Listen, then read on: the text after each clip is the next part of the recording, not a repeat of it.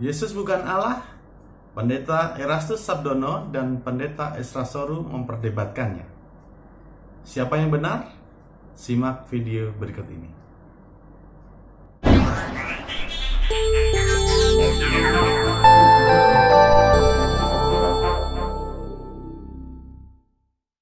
Saudara-saudara, beberapa waktu yang lalu, kekristenan digegerkan oleh sebuah ajaran yang dirasa sebagai sesuatu yang menyimpang dari seorang pendeta yang bernama Erastus Sabdono.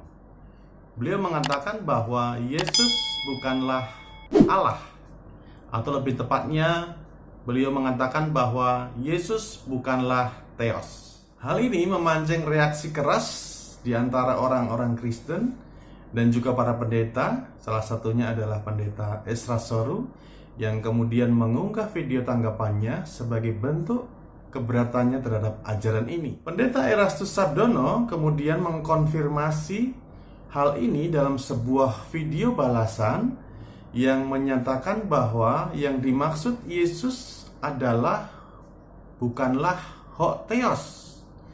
Dia mengatakan bahwa dia lupa menyebutkan artikel pada Theos. Menurutnya, Theos dalam Alkitab, terutama di dalam Yohanes 1 ayat 1, ditujukan kepada Bapa.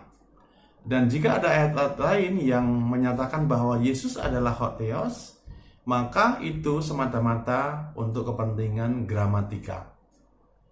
Pendeta Esra Soru sangat keberatan dengan argumen ini. Dia mengatakan bahwa pemakaian kata Theos bukanlah semata-mata ditujukan kepada Bapa. Beliau mengajukan banyak ayat yang membuktikan bahwa Yesus juga menggunakan kata Theos, seperti misalnya di dalam Yohanes 20 ayat 28 dalam pengakuan Thomas terhadap Yesus, "Ya Tuhanku, ya Allahku." Dan di sana kata Allahku menggunakan kata Theos, dan itu ditujukan kepada Yesus. Pendeta Esra Soru sangat keberatan dengan istilah yang digunakan oleh Pendeta Erastus Sabdono bahwa pemakaian Theos untuk Yesus itu semata-mata adalah kepentingan gramatika. Pendeta Esra Soru menyampaikan banyak ayat di dalam Alkitab yang menyatakan bahwa Theos juga dikenakan bagi Yesus. Di dalam videonya, nanti linknya akan saya tulis di dalam deskripsi. Anda bisa melihat beberapa ayat yang disampaikan oleh Pendeta Esra Soru yang menjelaskan di sana bahwa Theos juga dikenakan bagi Yesus. Saudara, sebenarnya masalahnya ada di mana? Menurut saya masalahnya adalah pada pemahaman yang kurang lengkap mengenai artikel di dalam bahasa Yunani. Artikel di dalam bahasa Yunani hampir sama dengan artikel di dalam bahasa Inggris. Kita menemukan ada definite article dan indefinite article. Di dalam bahasa Yunani, indefinite article adalah ketiadaan definite article. Jadi, jika sebuah kata tanpa definite article, artinya dia adalah indefinite article. Sebuah kata dengan definite article artinya adalah bahwa sebuah kata itu diidentifikasi sebagai sebuah kata yang dimengerti oleh pembicara maupun pembacanya. Di dalam Yohanes 1 ayat 1 sebagai dasar dari pembicaraan yang akan kita bahas pada saat ini adalah di dalam pemakaian sebuah kata artikel dalam dua kata benda yang disebutkan di dalam ayat ini, yaitu kata logos dan theos. Di sisi lain, jika sebuah kata tidak memiliki definite article atau indefinite article, maka sebuah kata itu diberikan kualitas sebagai sebuah benda. Misalnya kita berbicara mengenai sebuah buku, maka ketika sebuah buku menggunakan definite artikel, maka artinya buku itu adalah sesuatu buku yang kita mengerti bersama. Saya sebagai pembicara dan Anda sebagai pendengar misalnya mengetahui buku mana yang saya maksud. Tetapi jika saya menggunakan sebuah kata yang tidak memiliki definite article atau indefinite article, maka sebuah buku itu adalah sebagai sebuah buku atau kualitasnya adalah sebuah buku. Jadi saudara, artikel adalah sebuah kata yang digunakan untuk mendefinisikan sebuah kata benda. Di dalam bahasa Yunani, ketiadaan definite artikel atau ketiadaan sebagai sebuah artikel menandakan bahwa kata itu dikualifikasikan. Jadi artikel mengidentifikasi, sedangkan ketiadaan artikel mengkualifikasi.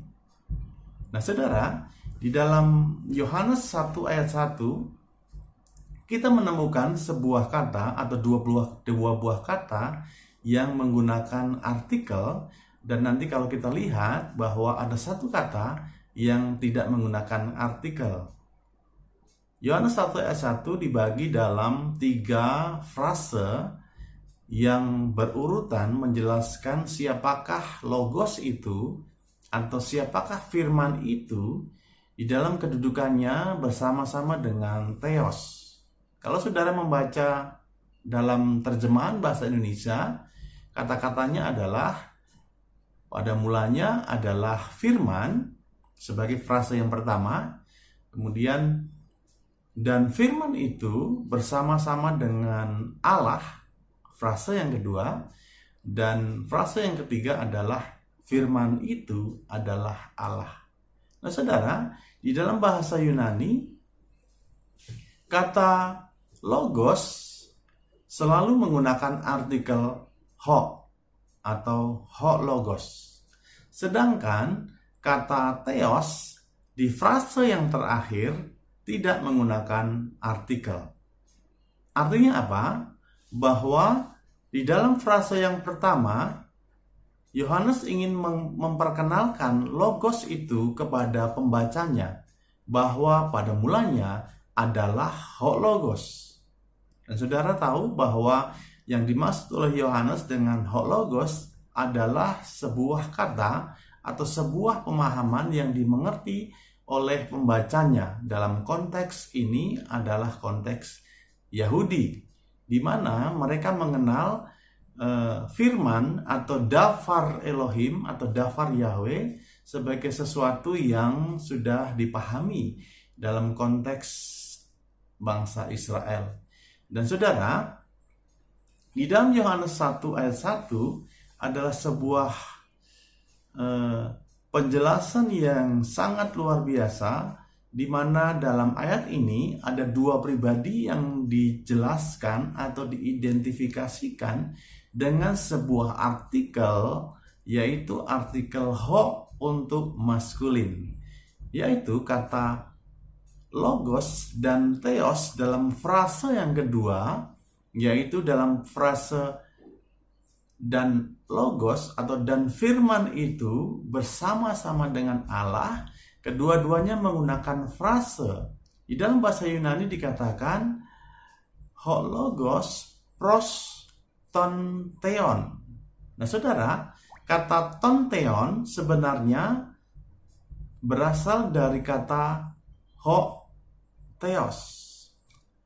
Dan saudara, ada dua kata yang diidentifikasikan sebagai sebuah kata yang dikenal oleh pembacanya dan juga oleh penulisnya, yaitu kata ho logos dan ho theos. Apa maksudnya saudara? Ho logos yang kemudian nanti dijelaskan pada ayat yang ke-14 sebagai Yesus, diidentifikasi sebagai sebuah kata atau sebagai sebuah pribadi yang berbeda dengan ho logos. Oleh karena itu, dengan sangat jelas Yohanes ingin menjelaskan bahwa pada mulanya adalah firman, yang firman ini bukanlah Allah. Dalam konteks ini, ho logos bukanlah ho theos. Jelas di sini ingin menjelaskan bahwa ada dua pribadi yang berbeda di dalam kealahan atau di dalam Tritunggal, yaitu bahwa ada logos sebagai sebuah pribadi, sebagai pribadi yang berbeda dengan theos. Dan di sini theos menggunakan artikel ho, artinya bahwa ho theos di sini menunjuk kepada pribadi yang lain daripada pribadi logos. Dan di sini menunjuk kepada Bapa.